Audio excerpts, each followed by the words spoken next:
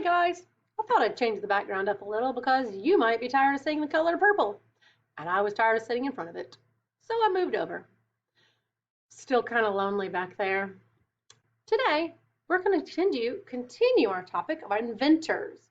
But today's story, Captain Arsenio, Inventions and Misadventures in Flight, is a fantasy. Now it has some similarities to what real inventors do, but this is a totally made-up story with fantastical events and things that couldn't really actually happen in real life. That's what makes it fantasy, a fictional story. Pablo Bernasconi is the author and illustrator. One interesting thing about him is he said he spent 70% of his time trying to figure out what he wanted to do. That means, if you can do math correctly, he spent 30% actually doing it. I find that interesting that he spent more time thinking about the task than the doing of the task. I think sometimes it would help all of us if we did a little bit more of that. So in your book on page 57, we'll get started. The result of looking up. Flight, one of the most ancient wishes ever known, has inspired hundreds of fantastic creations. From Icarus to the Wright brothers, history has seen thousands of adventurers who have felt the dangerous urge to soar with the birds. This passionate impulse has resulted in many failures. Scientists, philosophers, doctors, and even crazy people all have been pioneers of aviation, and each has made a different contribution, sometimes right, sometimes wrong, to the pursuit of flight. This is the story of one such man. The end and the beginning. Manuel J. Arsenio was a careless cheese master, blacksmith, scuba diver, and ship captain.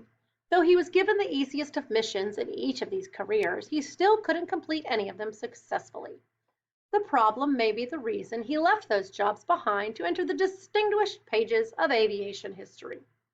One day in 1782, Captain Arsenio decided to build the first in a long series of eccentric projects that would change his life.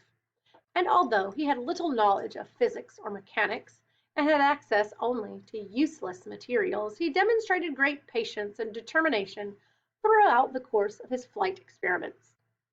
My days of sailing and scuba diving are over. I retire with grace to begin a new stage in my life that will undoubtedly go down in history. I'm going to achieve what has been humanity's desire for centuries. I will build a flying machine. Captain Arsenio, May 1st, 1782. The discovery. How do we know about Captain Arsenio? His diary was found by chance just 1 year ago under circumstances to be discussed later.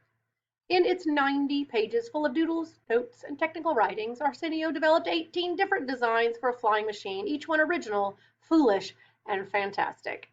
Here we explore 3 of the 18 most influential projects that have contributed to modern aviation. Captain Arsenio's diary is the oldest and most precious aviation manuscript ever known, second only to Leonardo da Vinci's. Fortunately, the text is still legible, and Arsenio's notes, diagrams, and ideas take us back in time to reveal the hidden mystery of the inventor's thoughts. Why can birds fly and we humans cannot? What cruel destiny stops all people from seeing the world from above, tasting the clouds, and undoing long distances by air? Captain Arsenio, June 7, 1783. Project number 1, Moto Canary. The Moto Canary was an ingenious experiment that demanded a lot of work. Evidently, it was harder for Captain Arsenio to find enough birds and tie them together with a rope than it was to achieve flight.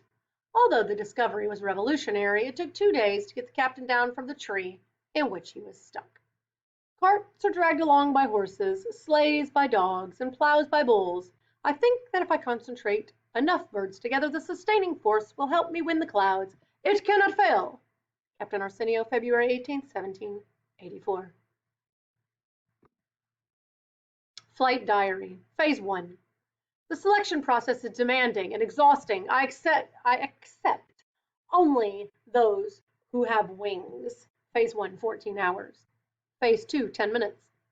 I start running, and the birds accept the challenge. The glory is mine, mine! Phase 3, 4.5 seconds. My feet leave the ground, and I have control of the height. My bones feel the change. I'm almost another bird. Phase 4, 2 seconds.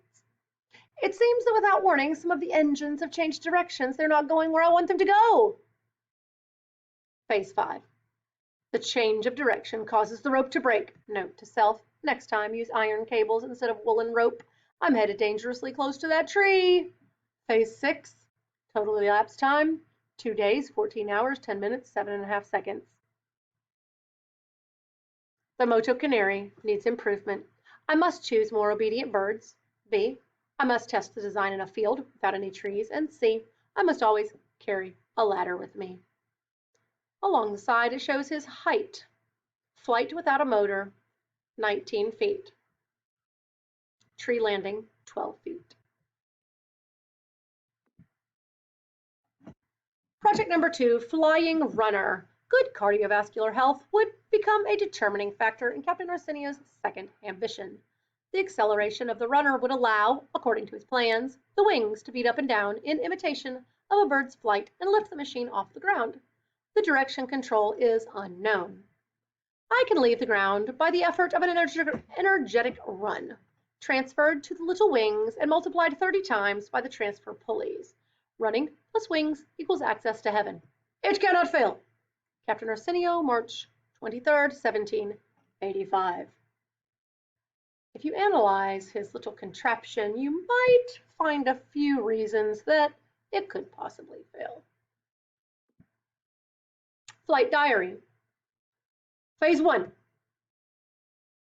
Countdown to 0. I'm preparing for the big run. I've got faith. Phase 2. 21 minutes. I start the acceleration and the wings seem to be in working order, but I'm not elevating yet. Phase 3.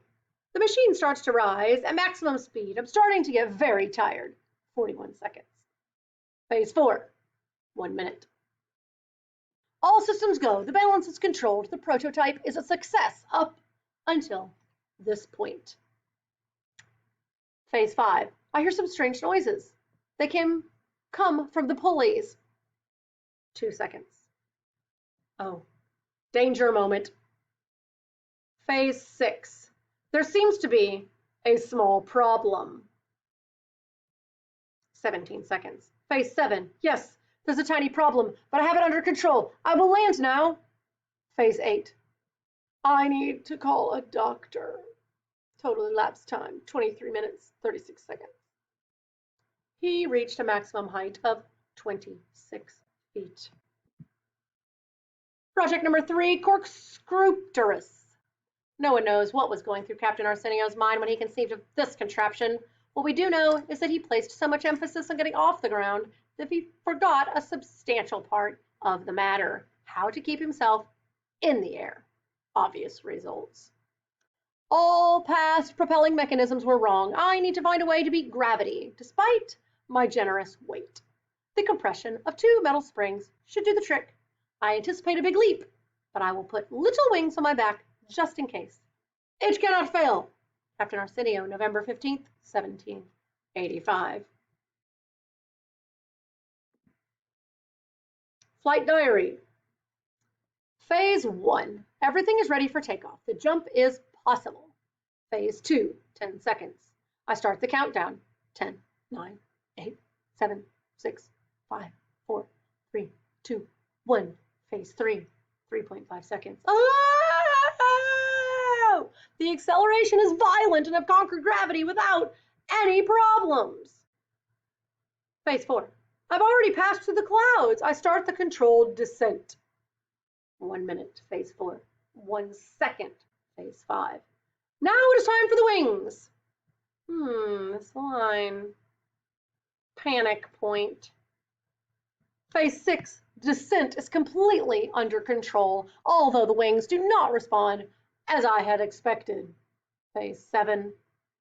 The doctor is not at home. I will call the veterinarian. Total elapsed time, 1 minute, 21.75 seconds. Maximum height unknown. Maximum measured height, 208 feet. Goodbye from below. As it happens with almost all legends, multiple versions contradict one another. Proof disappears, and word of mouth constructs stories that differ greatly from reality. No one knows for exactly certain what happened to Captain Arsenio and his flying machines. All that is left is his diary. 90 pages of consecutive failures, and one big question: did he eventually succeed? Some say that Arsenio's book was buried near Cairo, Egypt, 7,508 miles away from where he lived in Patagonia, Argentina. Others disagree and tell us it was in a chest at the bottom of the sea, buried under a pile of rusty metal junk. But most people insist with determination that Captain Arsenio's diary was found on the surface of the moon on July 20th, 1969. Many years have passed since that first Moto Canary. Although I have failed many times, I have learned so much. And today, for the first time, I am sure that this new machine I have developed is going to work. I deserve a piece of heaven, and I am going for it.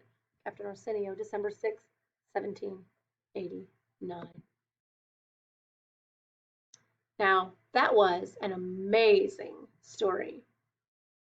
We are not going to respond to the text right now, but we are going to pull out our KWL from the beginning of our Inventors series and record some information in that next time. Thanks for listening. Hope you enjoyed it.